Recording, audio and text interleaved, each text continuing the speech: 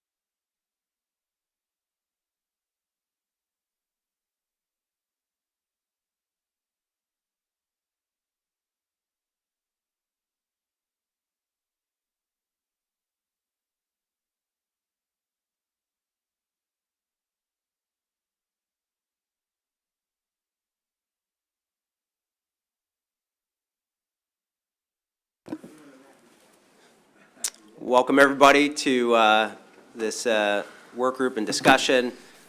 Today we're going to be really looking at just discussing two pieces of the legislation. The way it's going to work is, and it's great to be joined with the members of the work group, including the chair of the committee, Chair Gazzoni.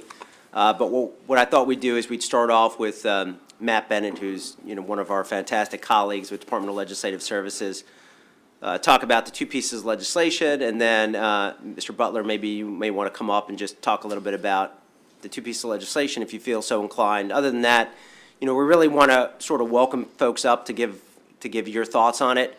Typically, the chair of the committee and I were talking, and I think I mentioned it at our last work group, that normally we have everybody come up to the table and you sit around, but we just still want to be just extra mindful just because of COVID. So that's why we're going to continue to encourage you to please participate if you feel inclined, but just come up to the main table there and give us your thoughts. But with that, Mr. Chairman, I didn't know if you want to say anything before I kick it over to Matt Bennett. You can start. All right. Thank you, Mr. Chairman. We have two bills we're going to be looking at today. The first bill is Senate Bill 858. The second one is Senate Bill 995. The first bill, Senate Bill 858, would increase the number of electronic instant bingo machines that entities are allowed to have. This one would deal with the population, or the group that has less than 200 machines. This would allow everybody with less than 200 machines to come up to 199, or essentially the 200 level. The second bill, Senate Bill 995, would increase the maximum number of machines that all the entities are allowed to have and bring that up to 300. And then there's an added provision in 995 that would require any entity that gets a new machine after July 1st to make a $1,000 investment in their facility for each new machine they put into operation. So those are the two bills you have in front of you. Do any of the members of the work group first have any questions for Mr. Bennett? Senator Young? I have a couple questions just for my own information, because the only one of these I've ever been to is Chesapeake Beach, and that was years ago. I just have simple questions just so I fully understand. Does anyone actually play bingo at these things, or are they all just the bingo machines? I believe bingo is happening at these locations, live call bingo. Actually live bingo? Yep. Okay. How frequently? I think almost daily at some of them. Okay. And all the machines in the bingo places are the bingo machines? There's not a mixture of bingo and slot? Correct. Correct. Okay. And third and last question. In relation to the casinos, I know, what's the split at the casino and at the bingo machines in terms of what the hall keeps and what the state gets? Can you answer that? Yeah, It's I like 80-30, right? believe with the instant bingo machines, it's about 32, what is it, 33 in Calvert, 35 in Anne Arundel, are the splits. And then, as you know, the VLT splits range quite a bit for all the casinos, but it's in the, I want to say the 50-60% range for the. 50s and 60s? Yeah. Okay. It's just for my self-edification, thanks. And then for anyone listening, if they wanted to see that in writing, I think it's in the fiscal note as well for the legislation. Any other questions for Mr. Bennett? So just a comment. So we're obviously trying to figure out the right mix here. I mean, that's the bottom line, and trying to determine if we're there or we have to get there. We have already passed Senator Young's bill the other day for the organizations to get up to 5 machines. I think this, one of these bills actually would add to the fraternal organizations. Is that correct? Yes, I don't believe. Which I don't that think was- ever the intent. No, it was not. We have a technical amendment that would take that Right, out. yeah, so that's actually the one on the bill that I had, which is not the intent, so I just wanted to clear that up front and be clear about that. Look, and we've got all kinds, I mean, it's an interesting lineup, right, of the members, the different entities out there, you know, with the smallest having 50, the largest having 278. And then I know we've heard some concerns from the casinos also, which have all kinds of varying degrees, but of course are actually are not bingo machines. Somehow trying to put this all together and make sense. And I'm sure on some level, and one of the questions I have, I don't know if anybody's here who represents particularly the 2 smallest, the Traders and Abners. I'm curious just about their facilities, which I have never seen. Is anybody from either of those? Sure, yeah, jump in. Yeah, Mr. Chairman, I'm representing Traders, but I just got hired last week, so I'm not. It is a small facility, less than 100 machines. I think it may be closer to 80 to 50, but I haven't gotten that verified by the client. But it is a small, struggling organization, like trying to make a living, and thinks the Chairman's bill would make it easier. So, I mean, I guess the question that I would have is, you know, is it even big enough to take that number of machines coming in, where they would have to redo their facilities, expand it, or, I don't have any sense of that. I don't think I can speak for them on that. I believe the existing footprint will probably not fit 200 machines. But I do think that there are incremental increases that are going to fit, and there may be justification for additional investments. Sushan? Susan? Don't sit here on behalf of Athens. Yeah. Again, we just recently got hired by Athens as well. They have 85 machines currently, but they do have space to accommodate the additional machines. They could go all the way up to 199. They could.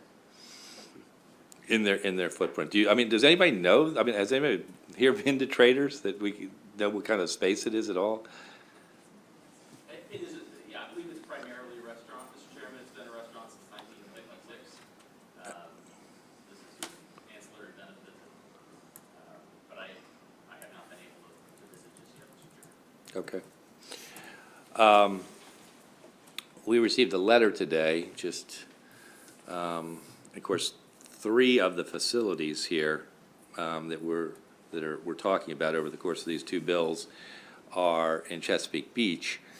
I did get a letter today from Chesapeake Beach, and we'll just leave that in the record, obviously, that they are opposed to both of these bills. And they said that they had taken some sort of ballot initiative in 2020 where 80% of their citizens voted against expanding gaming in the town. It also includes the statement that they adopted some ordinance prohibiting expanding gaming, but from our staff, we're under the impression that they don't have the authority to do that. But nonetheless, they clearly are not thrilled with the prospect.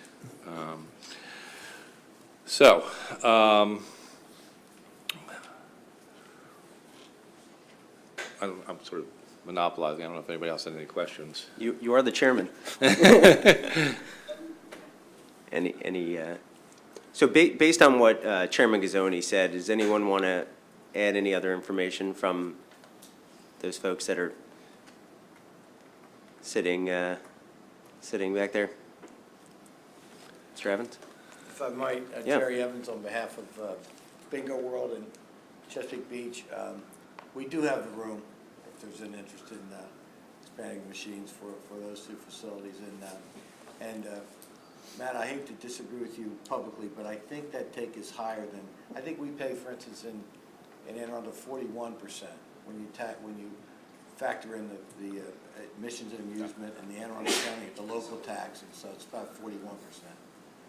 And lastly, it's just ironic that the town would oppose. We are the largest source of income than other taxes than for Chesapeake Beach. They have $12 million in surplus because of the activity of our clients in Chesapeake Beach. So it's ironic they would oppose this. Have you all talked to them about it? We've tried. Okay. And I think you're right. I don't think there's, certainly not going to give a legal opinion, but they certainly don't have the ability. Imagine if Baltimore City and Prince George's County could start taxing Anne Arundel County, start taxing the casinos. I mean, it'd be a free-for-all. It'd be crazy. So we don't think they have the ability to do that anyway. Well, as everyone knows, I did a bill earlier this year, which is over in the House now, which I believe is going to come across, that prohibits taxing the sports wagering revenues at the local level, which of course I think was really our intention from last year. We just didn't clarify that, and I think that will be. Thank you for that, Mr. Chairman. Just in closing, we'd like to see everybody get more machines. I mean, we think a fair way would be for the committee to come up with a percentage that they think makes sense, and we're all in the same boat. You know, we ran the numbers. If you look at what all the casinos do per month, we are 1/100th, the entire industry, 1/100th of what the casinos do. I dare say we're not any threat to them. Thank you. Okay. Sushant? I'm just going to say, with respect to Anne Arundel County, we've heard no community opposition from anyone in Anne Arundel County, from a community standpoint, so. Gotcha. Gotcha. And that's right. So the other 3 are in Anne Arundel. That's correct. It's interesting to me. It's kind of fascinating that there are 3 within the one town. Is kind of interesting. I don't know. I don't necessarily want to put anybody on the spot, but I'm going to put them on the spot. Anybody from the casinos want to make any comments at all? Mr. Chairman, before you go. Yeah. Yeah. Sure. Being the senator that represents Chesapeake Beach, I am not aware, as their representative is not aware of Traders, their space, but I do know that Abner's and Rod and Reel do have plenty of space there.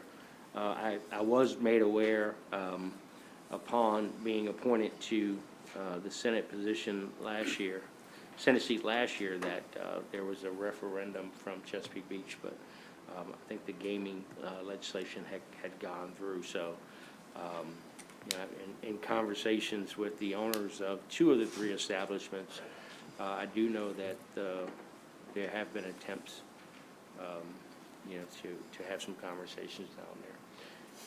So just want to make sure that, you know, as a representative of that area, that you know, I certainly understand that the town is opposed, and the businesses are trying to keep up. So I'll just leave it at that. Okay, please. Good afternoon, Chairman, members of the work group. My name is Kerry Watson. I'm Regional Vice President for Government Affairs for MGM Resorts International.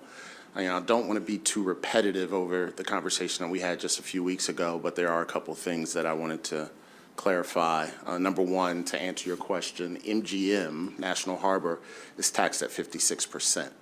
So, and of our total VLT revenue, 41% goes to the Maryland Education Trust Fund, the Blueprint. And then there's other categories that cover the other 15%. So that's really significant. Another point is, you know, we started out having a conversation about, you know, 100 machines at one bingo hall, but as you know, throughout session, the conversation has expanded dramatically. We're now, I know the House is going to be probably considering fraternal organizations, and now we have bingo halls, and another bingo halls now come in to, I believe, double the number of machines that they have on their property.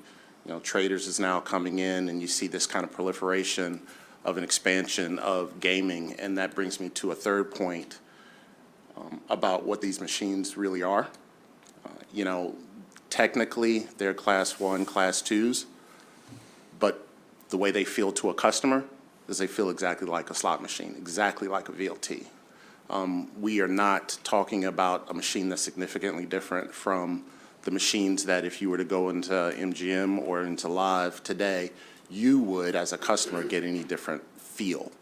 And that brings me to my final point that I brought up last time about responsible gaming and our need to ensure that companies and organizations even that are engaging in gaming, that are putting machines out for use to the public.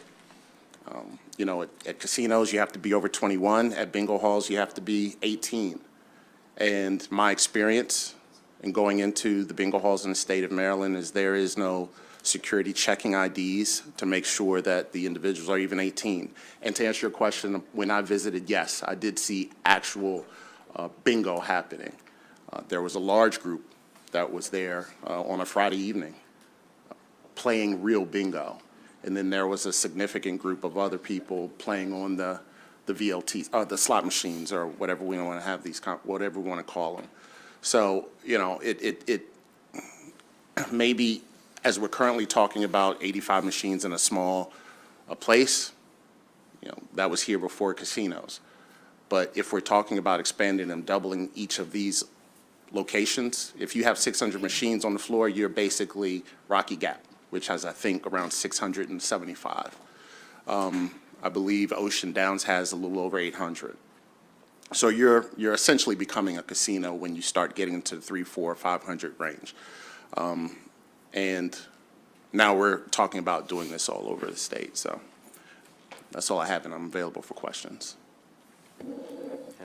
Thanks so much, Carrie. Hannah Gierziola, representing Live Casino. I think Carrie said everything that we feel. I think in particular, Live being in Anne Arundel County, one of the measures adds up to almost 1,400 slot-type games in our backyard. And so we do feel with the multitude of gaming expansion bills that have been introduced this session, maybe we should take a step back, study, look at kind of what this means collectively. And we agree with everything Carrie said. I know this isn't necessarily a public hearing, but does anyone have any questions just for background? Okay. Thank you. Thank you. I wanted to ask Matt to, oh, I'm sorry. PJ? Mr. Chairman, members of the committee, for the record, P.J. Hogan on behalf of Rocky Gap Casino. I don't want to repeat everything, agree with everything that was just said. We do view this as expanded gaming. And there has been comments made, well, casinos have shifted more towards table games. That's not actually true, especially in Rocky Gap's situation. We have very few table games. It's mostly VLTs, and this is expanded gaming. There's no other way around it. Thank you. Actually, you know what, I have a question for the three of you, if you know the answer to this. So you obviously have a lot more capacity in your VLTs that are out there. If I'm reading the information that I have correct, like at Rocky Gap, you have 625 on the floor, but you have 1,500 total. Why is it that that's the case? How do you, well, I mean, obviously you're market driven, so it's a curiosity to me. Then clearly the bingo folks are saying, well, wait a minute, we think we have the capacity in the market to do it, but you've come to the conclusion somehow that you don't have the market to do it, and you're saying that they're essentially the same kind of machine. So what's going on in the marketplace that is confusing? I can only speak to the Rocky Gap market. It is market driven. Yes, we would add more machines. We're authorized to add more machines, but it doesn't. They're not free to just you got to buy the machine, you got to service the machine, you got to pay tax on the machine. We just don't have. There isn't the market capacity. Now remember, and you've heard me say this year after year after year, how skinny Senator Edwards' district is. It's very narrow. Pennsylvania here, West Virginia here. So that's the competition. Senator evidently needs to comment on this. No, he's right in I was referring to how skinny Senator Edwards has become. I just wanted to talk Rocky Gap. The 1,500's in there is when we originally passed the law. And then when they get in, felt they didn't need 1,500. They wanted to cut that back. I fought to keep it at 1,500. So in the future, if they ever did grow, they could go to 1,500, which was originally planned for there. I can't speak for the others. I know some of them's cut back from the original numbers. I will tell you, the table games in Rocky Gap, every time I go, they're pretty well filled up. So they probably could add more tables to Rocky Gap, but that's not my decision to make, that's theirs. But they're doing very well, probably better than anybody thought they would do.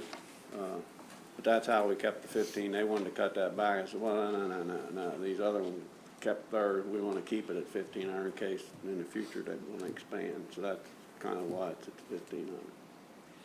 With your support, Bob. Yes. Thank you, Mr. Chairman. And, excuse me, and for us, it's really about having a proper mix of play on the floor.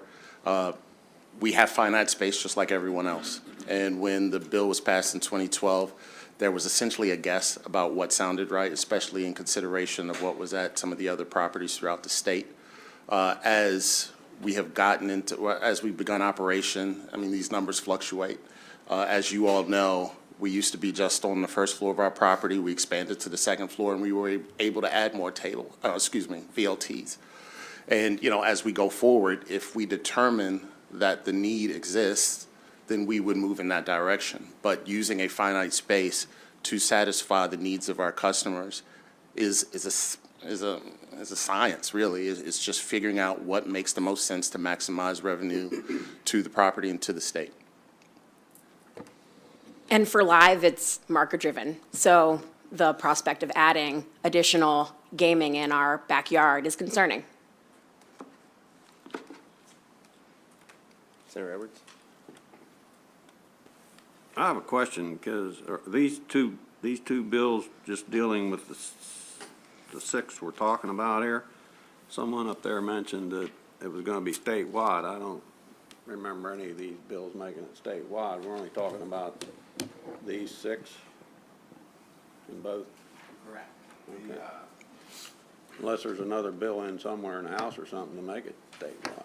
No, Senate Bill 155, Senator Young's bill, would deal with the veterans halls on the Western Shore, but that was the only broad-based. Right, and I apologize, Senator Edwards, when I say statewide, what I mean is, if you take the fraternal bill, you add in the bingo bills, you have an opportunity to grow statewide, right? These same types of machines are going to be in fraternal organizations in those halls, and then these machines in the bingo halls that would be growing as well. Well, the ones related to service clubs or military, or whatever you want to call it, you know, they got 5. And they're capped at 5. So if they ever want to increase, they're going to get legislation passed. Not to disagree with some of your concerns, but, you know, I'm a member of the Legion. Our Legion has 5. I have to admit, I haven't been to a whole lot of meetings lately, but our Lions Club meets there in the winter, and I don't see any of them playing on any of those. So I don't think those kind of things have hurt the casinos at all, personal opinion. I don't think it's impacted Rocky Gap unless someone there can convince me otherwise, even if all of my service clubs out there had 5 machines. So I just wanted to throw that out there. It's, there is a cap on those, and that is kind of statewide. I know this is a little different we're talking about here. But if either one of these pass, it'll have a cap on it. If they want to change it in the future, they're going to have to get legislation to do it. Well, sir, I would say that the current iteration, that the bill that just passed the Senate would increase the number of machines throughout the state. So yes, each organization would be capped at 5, but in terms of the total number of machines throughout the state, it would be potentially a significant increase. But not to argue the issue here, but most of those are in a club scenario. Absolutely. And people belong to clubs, they go there, they might want to do that as an extracurricular activity in their club. They're still going to go to casinos. I mean, people I know might do them in the Legion, but they go to Rocky Gap or they go across the border into Pennsylvania, which one's close by there. So, anyway, I'll stop there. I actually prefer if we have a little back and forth, so don't worry about that, George. Because I think I think we got to sort of, and that's the purpose of these meetings, and always has been, these work groups, to sort of really get both sides of the issues, and or if there's a third side or a fourth side sometimes. Yeah, I just wanted to comment on the fraternal clubs, and the veterans clubs already have them. I belong to a couple of those clubs. It's a membership-only thing. If you go in at any time, there's usually 2 people playing. On a Friday night, you might see 4 or 5 of them busy for a couple hours. I know most of the people that play at the Allegiant I go, almost all of them.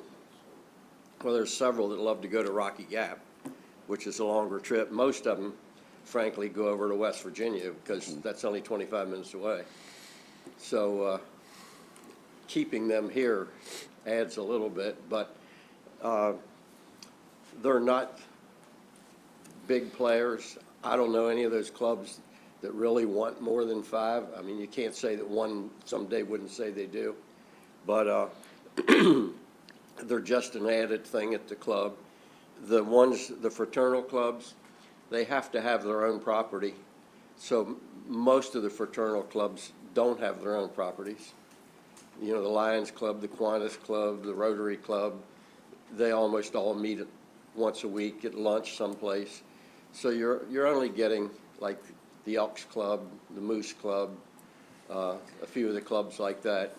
So they're not going to proliferate. There's just not that many there. I really wasn't aware it was a learning lesson for me that these other bingo halls are almost small casinos, and I think we need to discuss that. But I can't see where the small ones are. They might actually feed your business. People play for an hour and then decide to unfortunately in my area, go to West Virginia, but I know several that go up to Rocky Gap. They like it. They get comped a room up there when they play a lot. Believe me, the Legion doesn't comp you anything. So there's real advantages for them to, you know, want to go to the casino 2 or 3 times a year and play in the Legion for an hour here and there. So if anything, they might hurt help your clubs, or casinos. I don't think they hurt them. But we need to discuss how much we want this to grow elsewhere. Yeah, I think in particular, in light of the fact that your bill passed, you're absolutely right. And then, I don't want to be overly repetitive, but I do think, I don't want to walk away from this conversation without having, or asking the work group to really consider the responsible gaming piece. Our company invests a ton of money in responsible gaming and ensure people that have addictions are not coming to our casino. They're on a list that the MLGCA holds dear, and we're forced to abide by that list. So if you think about someone that has a gaming addiction and they're not allowed to go to a casino, where they're going to go to the point of least resistance, and potentially, if we're not careful, that could be the bingo halls, that could be the fraternal organization. So we need to just be I would recommend that we're just very thoughtful about those things, because it is very important. Senator Edwards?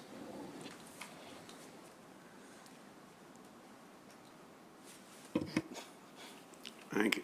I do agree with your concern about addiction. I think that's something we all need to be concerned about.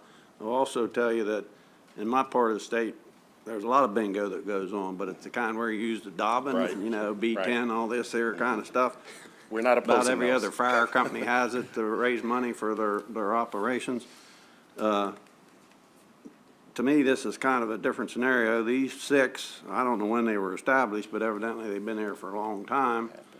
And they moved away, or some of them heard there still have the Dobbin bingo, but they have some machines too.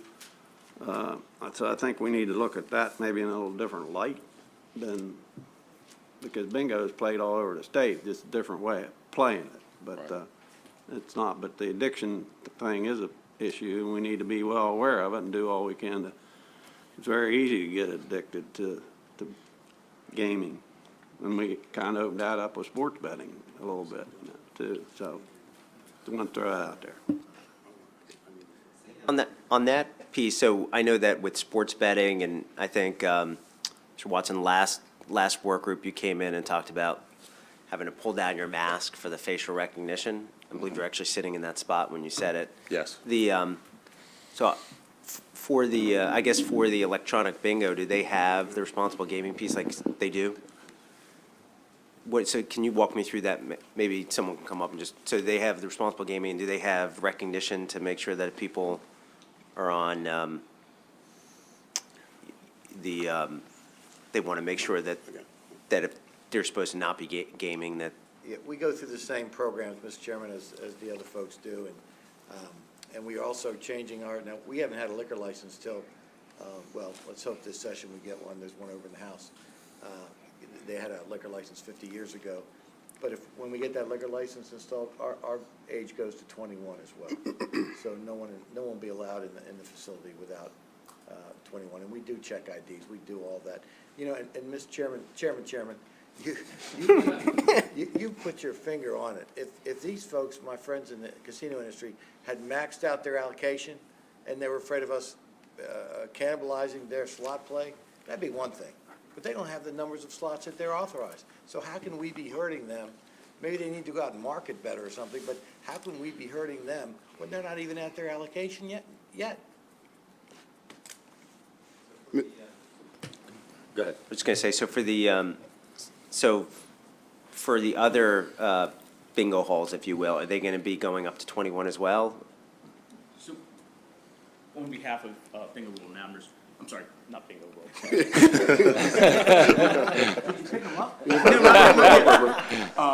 On behalf of the other bingo halls in Anne Arundel County as well as Abner's, we card at 21. So that is what the rule is. That's what they card at. Yes. So, and we also here, as I talked to James, we adhere to the same responsible gaming rules as casinos do. Thank you, Mr. Chairman. For the record, my name is Michael Arrington, and I'm here on behalf of Bingo World. And recently I became a 30% minority interest owner in Bingo World on the sports wagering license side. But, sitting here listening to the discussion, the one thing that that strikes me.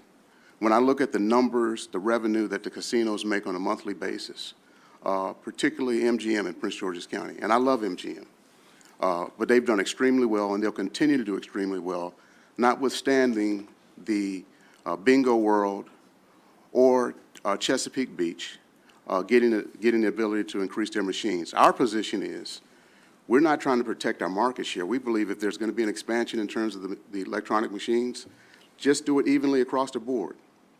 Their position is, don't let anybody else in the industry. Now, I understand capitalism, right? But we're no threat to what it is that they do. During the pandemic, one of the only places that were open in terms of business was the MGM Casino. The liquor stores and MGM Casino. Other establishments, restaurants, entertainment venues could not open. So they're going to do well, and we're not a threat to them at all. With all due respect, I'm going to go to the casino when I leave here and bet on the game tonight, okay? So they have a specific purpose that they serve, and they do very well. They do a good job at it. But Maryland Live, MGM, Horseshoe, they're all going to do well, notwithstanding what this bill is advocating doing. So that's my comment. Thank you very much. So, yeah. Senator King? Yeah, you know where I come from with all this, with the education side of things.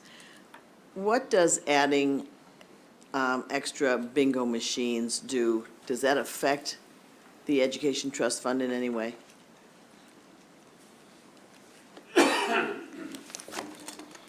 So I think the argument is you would have to assume that these players would otherwise be playing video slot machines at the casinos, and if you assume that it's taking players that would otherwise be going to the casino away from the casinos, and in that respect, it would affect the Education Trust Fund. If I may. So, Matt, maybe you can help clear up, 'cause I was going to ask you this earlier.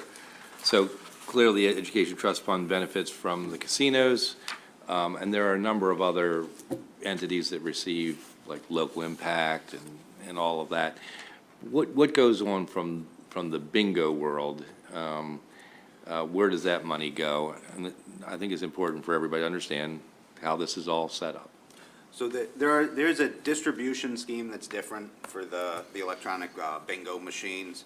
And we're dealing with, when I referred to the tax rate, I was referring to the admissions and amusement tax rate and how that distribution scheme works. There's a tax rate of 35% in Anne Arundel County and a 33% in Calvert County.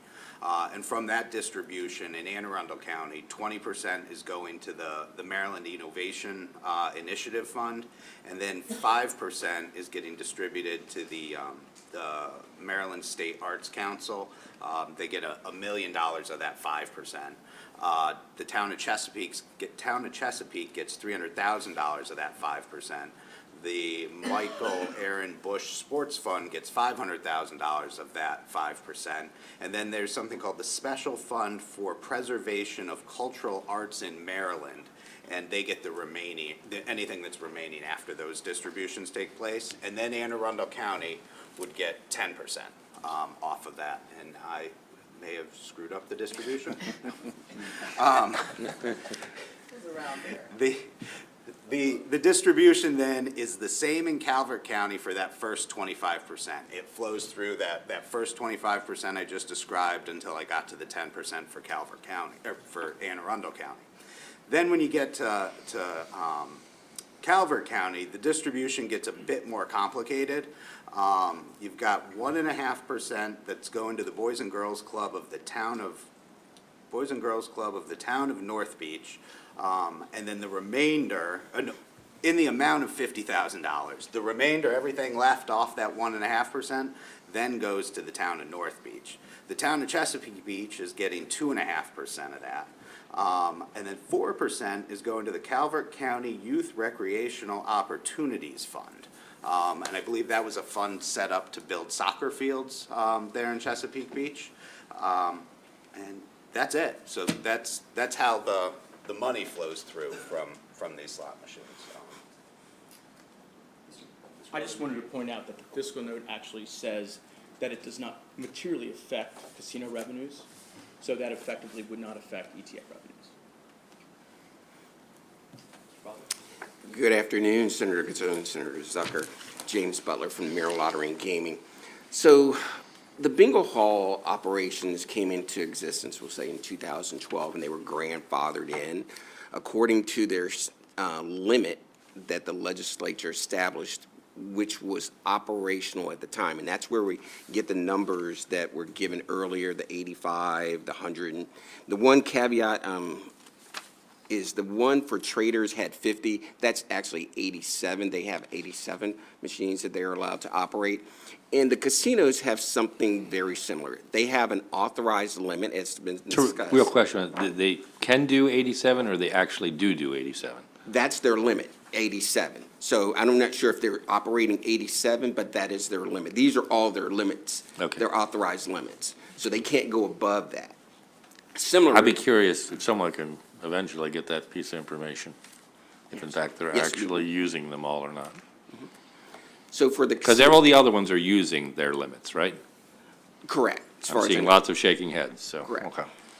And for the casino side, it was mentioned, they have a similar authorized limit, and that was established by statute and by the Constitution. Constitution says there cannot be more than, I think, was 16,500 VLTs in operation. So if the casinos run against their statutory limit, they can't come back to the commission for us to reallocate that. I'm almost positive that the Video Lottery Facility Location Commission would have to be reconstituted in order to award those additional VLTs. So that's why everyone is stuck to this limitation on what is their authorized limit.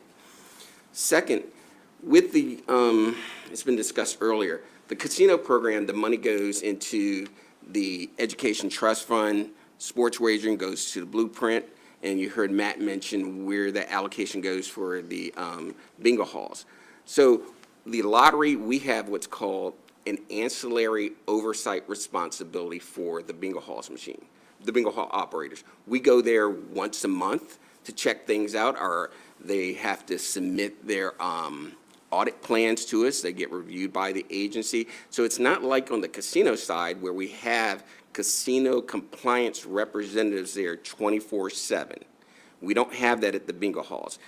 At the bingo halls, they're absolutely correct. They mentioned the responsible gaming program. So we have 4 programs. We have the lottery responsible gaming, we have the casino, the bingo halls, and now we have the new one for sports wagering. So there are responsible gaming programs associated with each of those types of gaming. It's just the level of oversight. A casino, again, they have 24/7. We don't have that at the others.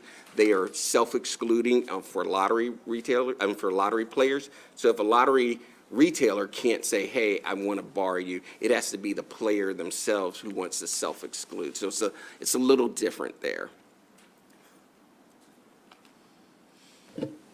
Thank you.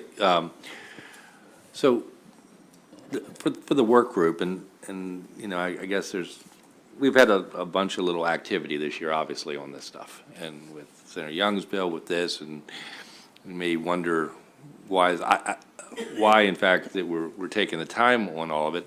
I mean, it's important to the people, obviously, who are engaged in this business, but I think it's also important for us as a group to continue to get our knowledge up to speed, because not only is this sort of a complicated situation that has been developed over the years, and are trying to figure it all out, we've got even bigger issues on the horizon. We have, starting next year, and maybe you can help me out, the casinos are going to be re-upping their licenses, which is going to be a whole nother discussion. And the reason I mention it, of course, is because it all kind of, everything's got to piece together ultimately in the end. And it's important, I want this committee and the work group to keep all this in mind as we move forward. That's like on a rolling plan, isn't it? They aren't all up the same year. That's correct. How's that They're not. work? The first casino that's up is Hollywood Casino. I think they came into existence in 2010. And they all have 15-year licenses, so 2025 is when the renewal will take place for that. So that's something that the legislature still has to address. What is going to be that renewal fee for that?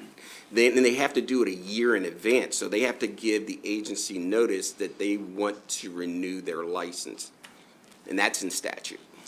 Are there, other than the fees associated with that, are there also conditions that we have authority over? They have to continue to meet they have a continuing obligation for our licensing and review process, so they have to meet those standards. And they currently are, all the casinos, they go through that on a yearly basis, we're checking, so the same standards. So ultimately, really, it'll just be about the relicensing and the fee associated with it? That's correct. Okay. Yep. Mr. Chairman, I apologize for hedging earlier, but I was able to reach the client, Uh-huh. confirm the responses. Not always easy to get them by email. I think they're literally making the crab cakes out back.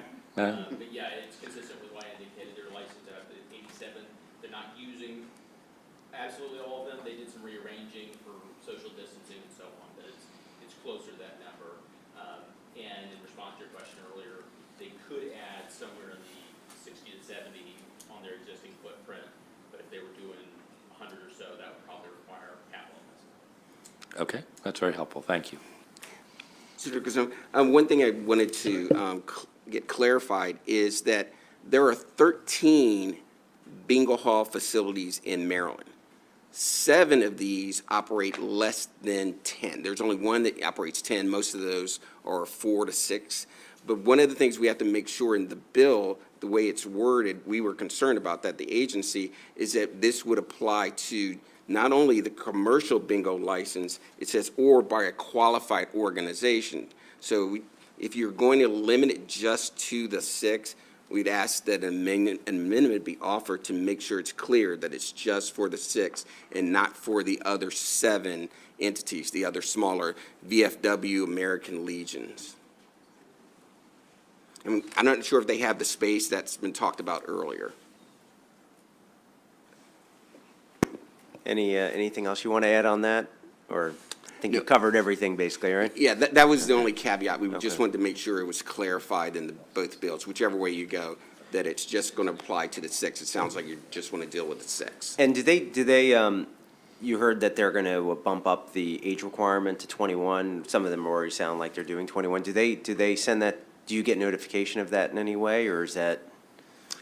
That may be on the gaming side of the house. I can get back to the work group and let you know what they inform us about. If it's, I think someone mentioned alcoholic beverages Right. and things like that. So yes, if they're going to serve alcohol, I'm sure that they would inform our licensing and gaming staff.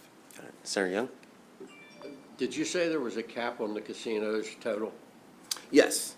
So each casino has a statutory limitation on the number of machines, VLTs that they Did can you have. say there was a cap on the total? Correct. In the Constitution, I want to say, Matt, I want to say 16,500, because when MGM was introduced in table games, that bumped up the number. I think before it was like 15,000, and then when MGM came on board, it was increased, I believe, Well, 16,500. I just totaled it, and it says 18,000.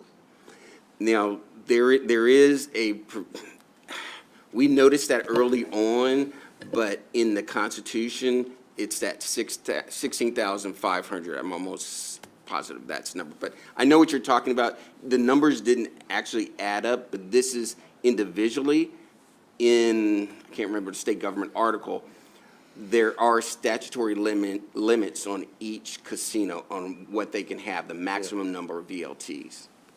Well, I was still just saying it adds up to 18,000. Correct. Not Yeah. 16,500. Yeah, there was a disconnect there.